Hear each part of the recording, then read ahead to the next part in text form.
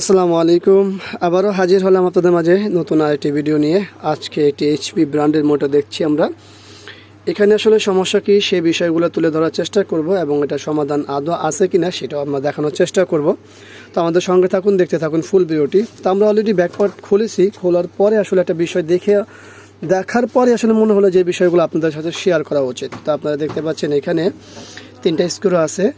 এটা হলো সিলিম একটি স্ক্রু, এই পাশে যেটা আছে এটাও সিলিম, কিন্তু মাঝখানে একটি স্ক্রু দেখলাম মোটা। তার অর্থ হচ্ছে এটা খোলা হয়েছে, আর এখানে টেপ দেখলে তো বোঝাই যায় যে এটা খোলা হয়েছে। তো আসলে এটা খোলা হওয়ার পরে কি হয়েছে সেটা আমরা দেখব। আর এটা একটা পাওয়ার দিয়ে দেখা যেতে পারে, আগে সমস্যাটা পাওয়ার দিয়ে দেখি। তো চলুন আমরা পাওয়ারটি দিই। বিসমিল্লাহ, পাওয়ারটি দেওয়া হলো, দেখি কি হয়। দেখতেই পাচ্ছেন কি অবস্থা আসতেছে।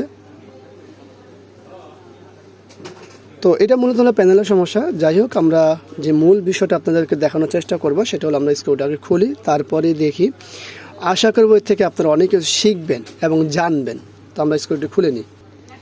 স্ক্রুটি খোলা হয়েছে, কিন্তু তার আগে আমরা এখানে রজনের উপস্থিতি পেয়েছি। তো যাই হোক, আমরা এটা খুলি। তো খোলা হলো। ডেসিডুডি সাইসে হিট দেওয়া, পাশাপাশি এখানে যেহেতু টেপ মারা, তার মানে আমাদের সাইড কফগুলো উঠানো হয়েছে। এটা হলো আমাদের মূল আইসি, ডাটা আইসি, এটাও হিট করা।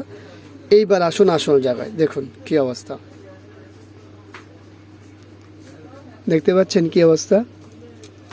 এই পাশটিতেও লাইন কাটা হয়েছে, টোটালটাই লাইন কাটা হয়েছে। যদি আমরা একটু ভালোভাবে খেয়াল করি, দেখুন টোটালটাই ডিসকানেক্ট করা হয়েছে, টোটাল লাইন। তো আসলে বেশ কিছুদিন যাবৎ দেখতেছি যে আসলে কাজ করতে যেয়ে বা আগের কিছু কাজ করা থাকে, মানে আমার আগেই অন্য কারো হাতে পড়ে এবং সেই কাজগুলোর অবস্থা খুবই বাজে হয়। কালকে একটি টিভি দেখেছি, সেই টিভিটি প্যানেল ভাঙা ছিল, অথচ তার ভিডিও বোর্ড খারাপ ছিল, পাওয়ার বোর্ডের সমস্যা ছিল। মানে মূল যে সার্কিট বোর্ডটি ছিল টিভির, সেই সার্কিট বোর্ডটির মেইন আইসিটি খারাপ ছিল, আইটিটি। তো পরবর্তী আমরা যখন টিভির যে কার্ডটি লাগানো হয়েছে তখন দেখলাম যে প্যানেলটিও ভাঙা। তো আজকে আবার একটি মনিটর খুললাম, খোলার পরে দেখলাম যে আসলে এখন যে কন্ডিশন আছে সেই কন্ডিশনে দেখালাম। তো এখন প্রশ্ন হতে পারে যে এই মনিটরটি রিপেয়ার হবে কি হবে না। তো এক শব্দে বলবো সেটা হলো যে হবে না। কারণ দ্বিতীয়ত, প্রথম হচ্ছে এখানে লাইনগুলো ডিসকানেক্ট করা হয়েছে, এক। দ্বিতীয়ত হচ্ছে এই পাশ থেকে ক্যাপাসিটি উঠানো হয়েছে। যদি আমরা এটা উঠাবো না, কারণ উঠালে এটা আরও খারাপ অবস্থা হয়ে যাবে। অন্তত যে অবস্থা আছে সেই অবস্থায় রিটার্ন দেওয়া লাগবে, যার কারণে আমরা এটা উঠাবো না। তো এই অবস্থা আসলে কোনো কিছু করণীয় নেই।